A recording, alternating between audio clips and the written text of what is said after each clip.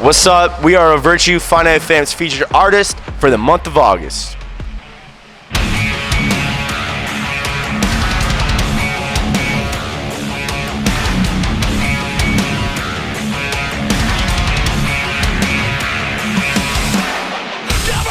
My name is Damon. I play guitar and I sing for Virtue.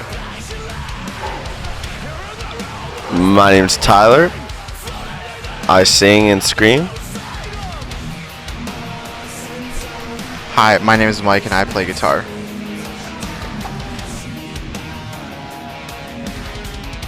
Story of the year for sure. While She Sleeps. Gotta throw in Architects. Thrice, some new Bring Me the Horizon. A little bit of everything, really. Like, Mike and I grew up listening to nu metal, so there's always going to be like the Slipknot, Korn, a little bit of that influence, along with some of like the melodies of like a Killswitch Engage. Just something that, you know, appeals to a wide audience. You can sing along, you can still headbang, and just makes for an interesting listen when you're, you know, driving anywhere, just late at night, just cruising. You can pop that in, and it can be a good soundtrack for you. One we forgot would be Deftones. Definitely Deftones. Damon touched base on the older school of music that we listen to, but for me personally as well, I listened to like a lot of punk and like pop punk growing up. That was the first, I guess, music that I got into. So yeah, definitely all that.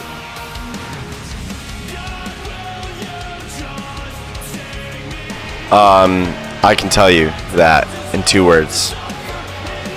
Damon Tate. I'm kidding, but Damon writes stuff, sends it out to us, then we throw our ideas in, and then we go to the studio, and then we record, and get more ideas in, and then they come out to be sick. That's in a nutshell, that's it. Yes.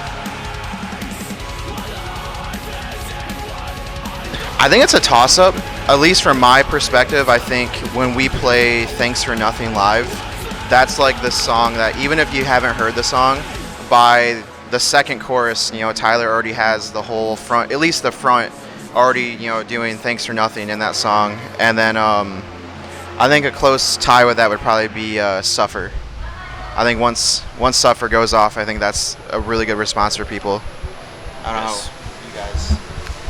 Yes, definitely Thanks for Nothing.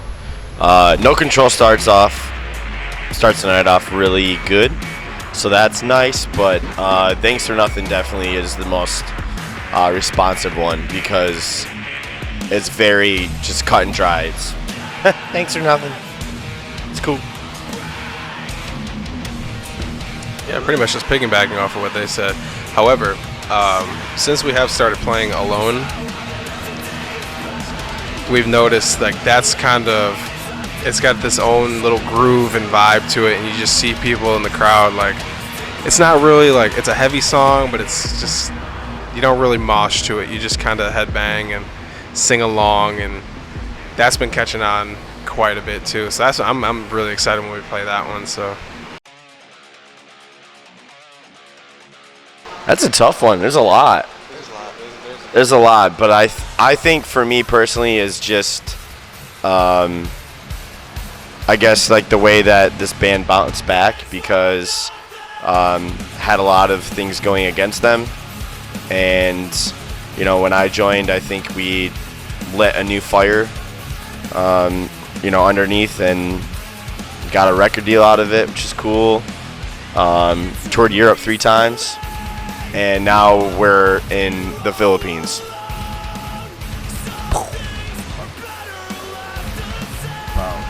yeah, pretty much. I mean, like I said, being able to play on several different continents, to meet people that you've been friends with on the internet for as long as we have been, and just honestly to be able to keep playing 6 shows. We played a show in Singapore last night where people knew all the words to almost every song that we played, and that's something we never imagined would happen. So having those moments is never really like a singular moment, but it's a collection of those. You know, a show in Japan or in Germany, in Finland, Iceland, or even at home in the States, California, Michigan, to Florida. It's people that come out to support you no matter what and have done it throughout the year. So there's a lot. There's not really one particular, but I'm sure it'll come sooner or later. Mine's pretty much the same. I just think that collectively the proud moments we've had are just like the accomplishments that we've made so far as a band. Never, when I was sitting in my basement learning how to play guitar, would I think I'd be here in the Philippines hanging out with you guys, or playing in Japan, or doing all the dates that we've done so far. So as a whole, like it's one big proud moment. So.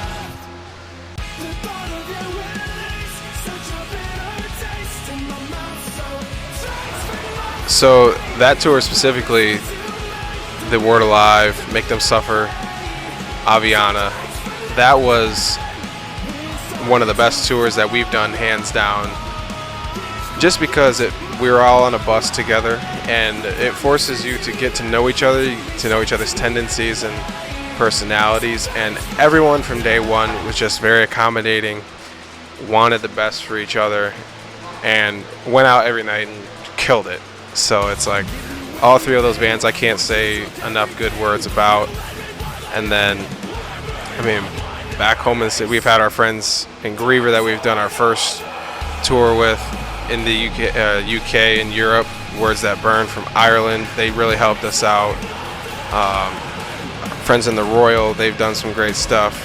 And then stateside, there's just a ton of awesome bands. I can't even think of them right off the top of my head, but we've had the pleasure of meeting plenty of awesome musicians. It's I think at this point now it's a lot easier for us because we kind of all know how each other works, and basically, like, you know, I know that there's sometimes Mike needs his alone time during this time, sometimes Damon needs his alone time during this time. So I think for us it's been very healthy because we know how each other's like what our tendencies are and what our needs and wants are. But I mean, I know we all miss home a lot, so that can be a little tough sometimes, but being able to experience different cultures, different foods, different experiences, that really makes up for it, because not a lot of people get to do this. Not a lot of people get to tour in different countries, let alone continents. So for us, I think it's easy because it's just something that we're all comfortable with now. So we wouldn't know what to do if we sat at home. You know, we'd probably explode at that point. So, but like Tyler said, like, we all know how each other work. There's days where I just need to go off and do something and not be around those two for as long as I can, because I can't stand them for the day. Then that's what I'll go do, you know. Or everyone has their own like extracurricular activities too that they do to take their mind off of it if they need to as well. So, but yeah, tour till you die, basically. So when we come home from Asia, we will be there we'll be home for about 3 weeks, and then we go back on tour. First set of dates, we'll be doing some stuff with our friends in King 810 and Heartsick. Got a few days, some headlining stuff of our own, and then we will start a tour with Upon a Burning Body and a band called Speaking with Ghosts, and that's going to go out to the West Coast. So we'll be gone again for about another month, and then once we get back home from there, working on a few things for the fall, but in the meantime, working on some new music, getting some cool content out for everybody, just to tide you over, and then do our best to get back on the road, because that's what we like to do. So pick a new career field. I'm just kidding. No, honestly, practice, that's first and foremost.